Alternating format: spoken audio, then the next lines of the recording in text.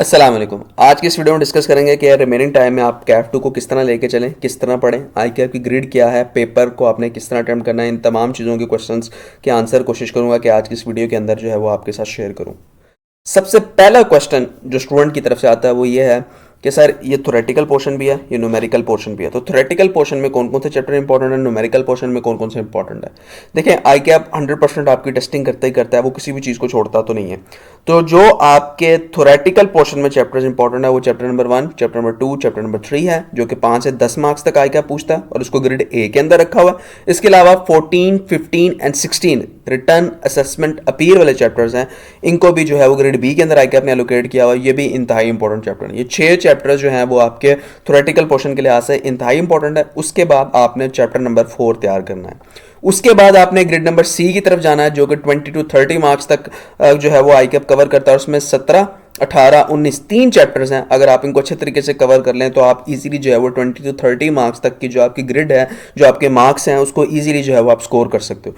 जैसे जैसे आप इन चैप्टर को तैयार करें, आपको न्यूमेरिकल भी पोर्शन तैयार होता जाएगा, साथ ही साथ आपको जो है वो थ्योरेटिकल पोर्शन भी तैयार होता जाएगा। उसके बाद आपके पास जो रिमेनिंग टाइम बचता है वो आपने ग्रेड बी को देना है। ठीक है, उसमें से आप ऑलरेडी 14, 15, 16 वाले चैप्टर कर चुके होंगे, चैप्टर नंबर 4 भी कर चुके होंगे। रिमेनिंग जो चैप्टर्स हैं उनको आपने कवर करना है। उसके अंदर आपके पास इनकम टैक्स के हेड्स हैं, 5 हेड हैं, जैसे सैलरी हो गया, प्रॉपर्टी हो गया, कैपिटल गेन हो गया, इनकम फ्रॉम अदर सोर्सेज हो गया। इनको जो है वो अच्छे तरीके से आपने जो है वो तैयार करना है। इसी तरह आई कैप में टेस्टिंग लेवल भी जो है वो आपके पास रखा हुआ है। टेस्टिंग लेवल 1 जहाँ पे मैक्सिमम 8 मार्क्स तक टेस्ट करता है, टेस्टिंग लेवल 2 जहाँ से जो है वो मैक्सिमम 20 to 25 तक जो है वो चीज़ों को आई कैप टेस्ट कर सकता है। टेस्टिंग लेवल 2 के अंदर जो है वो आई कैप ने इनकम टैक्स लॉ यानी कि ग्रेड बी को ही जो है वो यहाँ पर आई कैप ने रखा हुआ है। और ग्रेड सी जो है वो हमारी, उसके अंदर आई कैप ने तकरीबन हर चीज़ को ही टेस्टिंग लेवल 2 में रखा है, माँ सिवाय डेबिट क्रेडिट नोट्स के। इनको जो है वो आई कैप ने टेस्टिंग 1 के अंदर रखा है। तो ये चीज़ भी जो है वो इस चीज़ को इंडिकेट कर रही है कि कितनी इंपॉर्टेंट ग्रेड्स हैं और कितना इंपॉर्टेंट जो है वो यहाँ पर आपको अपना फोकस करना है। अब चलते हैं रिवीजन के अंदर के लास्ट डे हमने रिवीजन किस तरह करनी है। लास्ट डे भी आपने इसी तरह रिवीजन करनी है। सबसे पहले चैप्टर नंबर 1, 2, 3, 14, 15, 16, उसके बाद सेल टैक्स और उसके बाद इनकम टैक्स। इनको आपने अच्छे तरीके से जो है वो रिवीजन के अंदर भी तैयार करना है।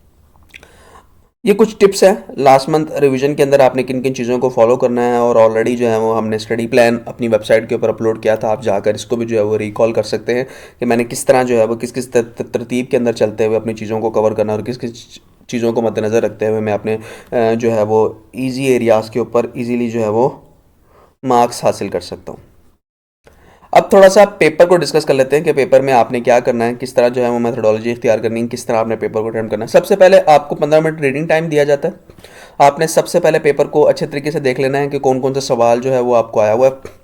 इसमें आपने हार्डली जो है वो अपने 1 से 2 मिनट जो है वो आपने इन्वेस्ट करने हैं। आपको आइडिया हो जाएगा कि किस किस एरिया में से सवाल है, किस किस जगह से सवाल है और कैसे जो है वो हमने अटेम्प्ट करना है। उसके बाद सीधा आपने अपने सेल टैक्स के सवाल के अंदर जाना है। ये आपका सेल टैक्स का सवाल है जो कि 17 मार्क्स तक का है। ठीक है, आप इजीली इसको पढ़ें, इस सवाल को अच्छे तरीके से पढ़ें, और उसके बाद आप इस सवाल को जैसे ही आपके पास आंसर स्क्रिप्ट आती है तो आप साथ ही जो है वो इस सवाल को सॉल्व करना शुरू कर दें।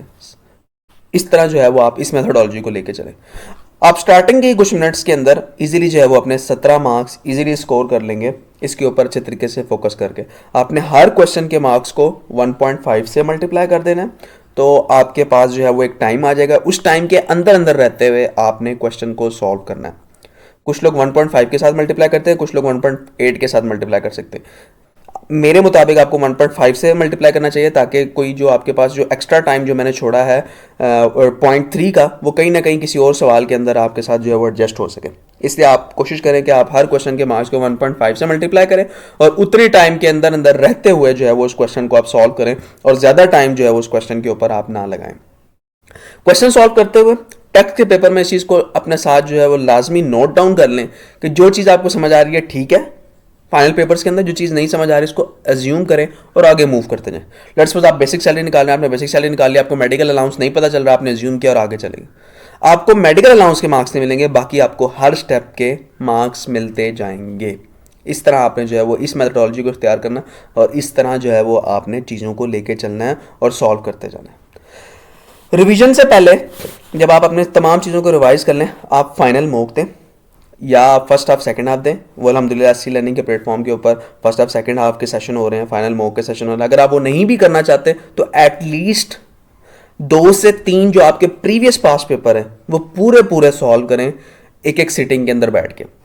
मतलब जैसे सितंबर 2023 का पास पेपर आपने सॉल्व कर लिया पूरे 3 घंटे के अंदर बैठ के, इसी तरह आपने जो है वो इससे पिछला जो है वो मार्च 2023 का पास पेपर पकड़ा, वो पूरे 3 घंटे के अंदर सॉल्व कर लिया। एटलीस्ट 2 आपको लाजमी जो है वो मिनिमम 2 आपको करना चाहिए, और मैक्स जो है वो आपको 3 पास पेपर लाजमी जो है वो एक सिटिंग के अंदर बैठ के करना चाहिए। इसकी रीज़न क्या होती है? इसकी रीज़न ये होती है कि आपको पता चलता है कि पेपर प्रेशर को आपने किस तरह हैंडल करना है, आपकी स्पीड कितनी होनी चाहिए क्वेश्चन को अटेम्प्ट करने की। इससे आपको आइडिया होता है कि आपको किस एरिया पे कितना फोकस करना है, कहाँ से जो है वो आप अपना टाइम बचा सकते हैं ताकि आपको फाइनल एग्जाम के अंदर जो है वो प्रॉब्लम ना हो। One of the most problem जो बहुत सारे टेस्ट सेशन के अंदर मैंने देखी है, और हर दफ़ा मैंने जो है वो आपको इस हवाले से गाइड किया है कि आप लोग बिल्कुल भी इंस्ट्रक्शंस को नहीं पढ़ते, आप लोग ब्लैक पेन नहीं यूज़ करते, जो कि आई कैप ने क्लियरली तौर पर ये तमाम इंस्ट्रक्शन आई कैप की आंसर स्क्रिप्ट के ऊपर मेंशन होती हैं। आप वहाँ क्लियरली तौर पर लिखा होता है कि आपने ब्लैक पेन यूज़ करना, तो बराए मेहरबानी प्लीज़ ब्लैक पेन यूज़ किया करें।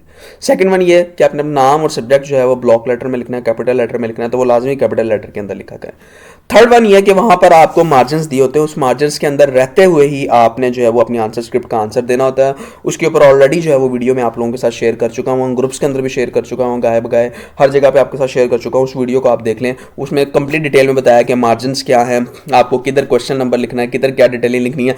ज़्यादातर यूनी स्टूडेंट्स के लिए रेलिवेंट होगी जो अभी PRC से मूव करके कैफ के अंदर आए हैं और अभी भी वो अपनी फर्स्ट अटेम्प्ट देने जा रहे हैं कैफ की, उनके लिए वो वाली वीडियो रेलिवेंट होगी। अदरवाइज जो पहले दे के आ चुके हैं उनको आइडिया है इस सारी चीज़ों का।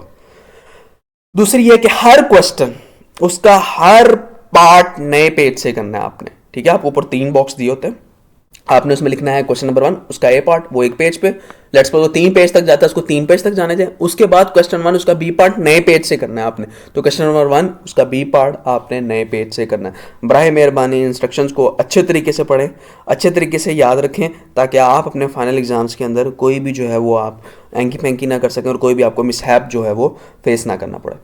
अगेन ये तमाम चीज़ें वेबसाइट के ऊपर अवेलेबल है, ये सेशंस, ये टेस्ट सेशंस, ये मॉक, रिवीजन प्लान, हर चीज़ हमारी वेबसाइट पे अवेलेबल है। अदरवाइज अगर आपको कोई प्रॉब्लम आ रही है, कोई डिफिकल्टी है, तो आप इस व्हाट्सएप नंबर के ऊपर हमसे कॉन्टैक्ट भी कर सकते हैं।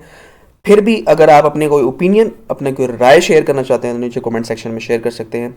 होप सो ये वीडियो आपके लिए इन्फॉर्मेटिव रही होगी।